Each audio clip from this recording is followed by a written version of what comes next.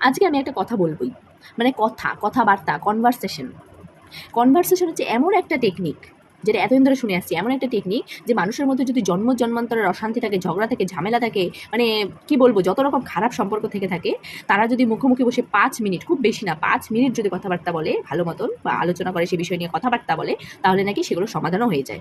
মানে কথাবার্তা এমন একটা জিনিস, মানুষের চিরশত্রুতাও নাকি 5 মিনিটের কথাবার্তায় বন্ধুত্বে পরিণত হয়। আর আমার বেলাতে আমি যদি আমার হাজবেন্ডের সাথে মিষ্টি করে, ভালোবেসে, পোলাইটলি 5 মিনিট, খুব বেশি না 5 মিনিট যদি কথাবার্তা বলি, কনভারসেশন করি, আমাদের মধ্যে 5 দিন কথা বন্ধ থাকে। মানে কথাবার্তা বলতে এসে কথাবার্তাই বন্ধ, মানে এইরকম কথাবার্তা বন্ধ, মানে কুরুক্ষেত্র থেকেও বড় ঝামেলা। 5 মিনিট কথা বললে মানুষের 5 বছরের সম্পর্ক ঠিক হয়ে যায়, ঝগড়ার সম্পর্ক ঠিক হয়ে যায়। আমার 5 মিনিট কথাবার্তা বললে পরেই 5 বছরকার ভালো সম্পর্ক 5 দিনের জন্য বন্ধ হয়ে যায়।